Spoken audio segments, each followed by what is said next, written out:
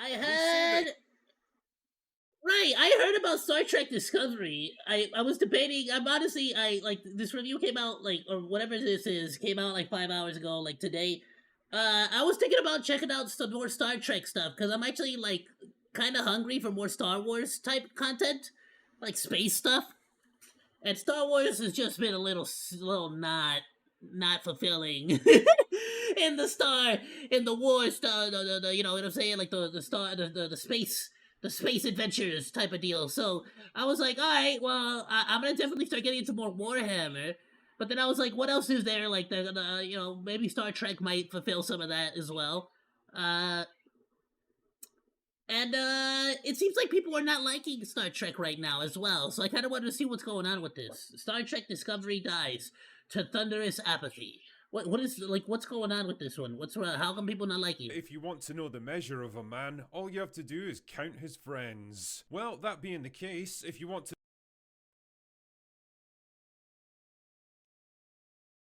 I can count them on one hand.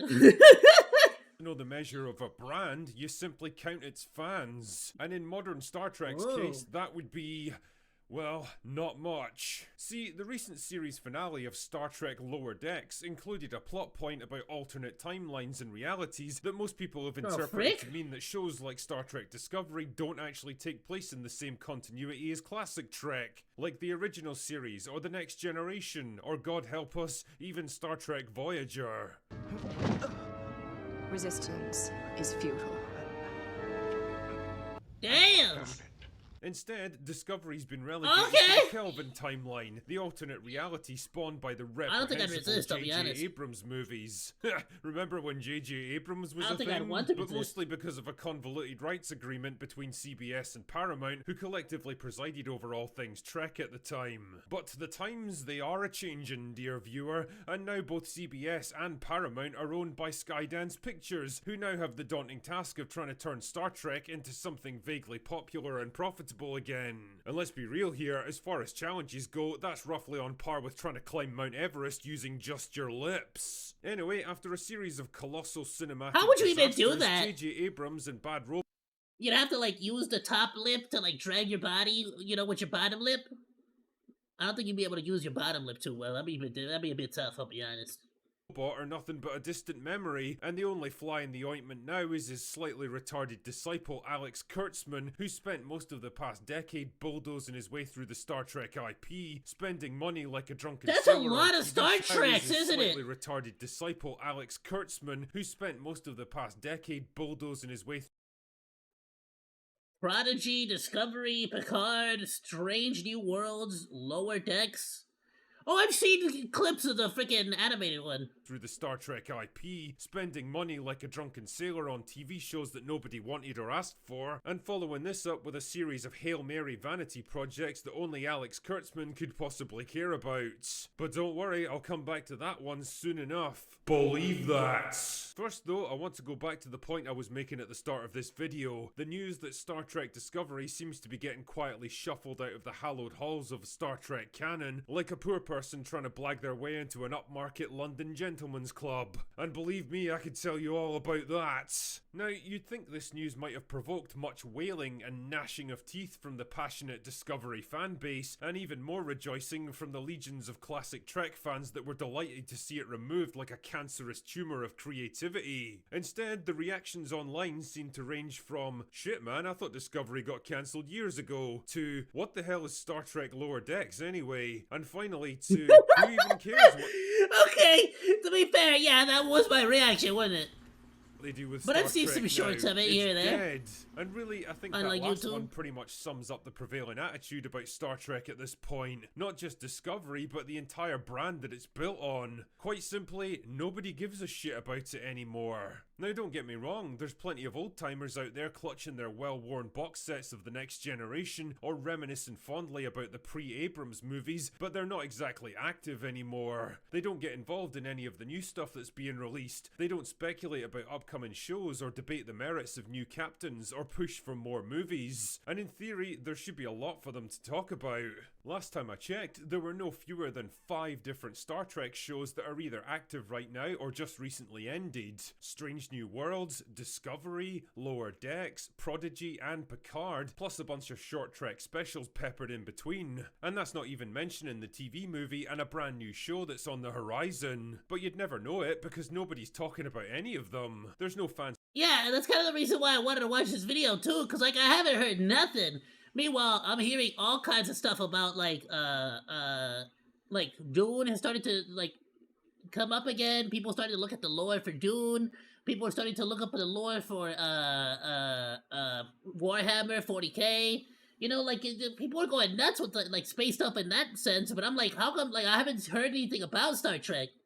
And speculation, no debates, no anger or backlash against stuff they didn't like, nothing. The whole fan base is like this weird, empty, post-apocalyptic wasteland. I'm getting more and it's a freaking perfect clips from example Orville of the Express final on YouTube depressing now. stage of franchise death. Than this. Apathy. The combined creative retardation of Bad Robot and Secret Hideout has killed what was once a thriving media franchise, and more importantly, a cultural touchstone that inspired and influenced whole generations. See, you might find it hard to believe now, but Star Trek used to be kind of a big deal, and it had an impact far beyond a low-budget TV show on a bad time slot.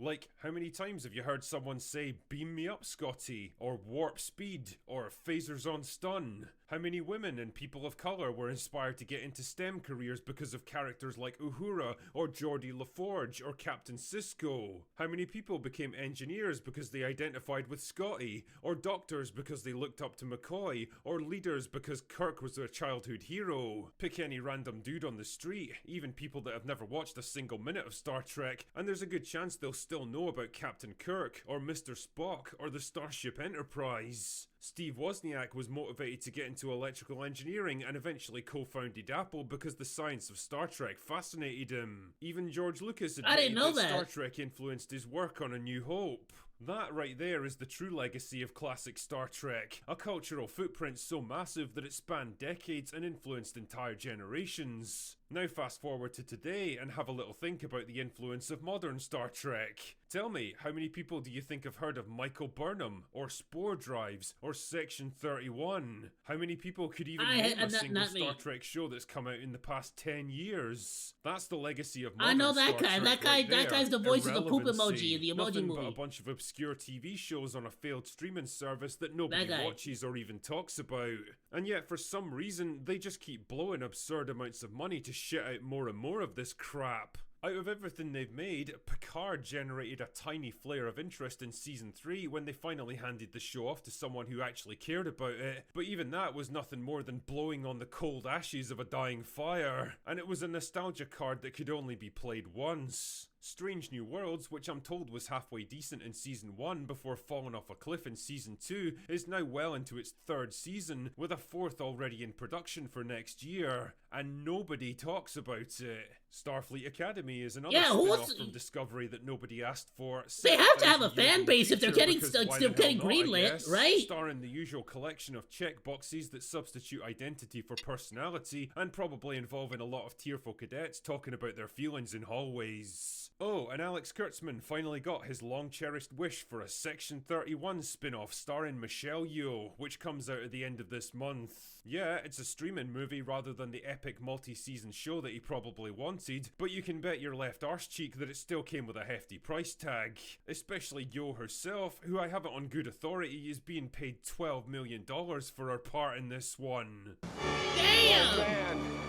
Oh god! Oh man! Now, I like Michelle Yeoh as much as the next guy, but there's no way on this earth you're going to convince me that she's worth $12 million for any production. $12 million? Especially not one that's direct to streaming. Get your bag, girl, damn!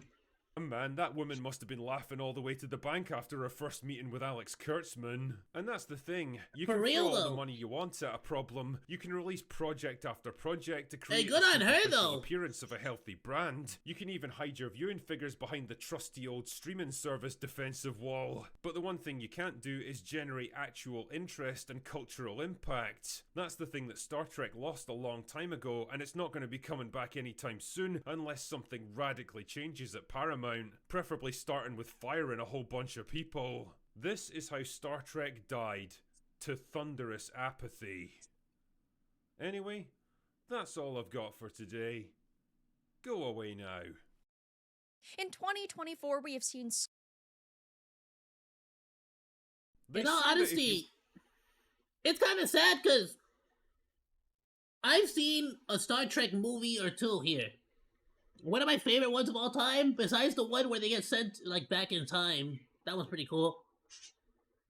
I like the one where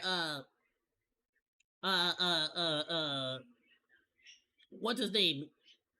Spock? This dude has to like meet God. Remember that? Like it was like a white light and whatnot. That was pretty cool. That was sick. I also like the one where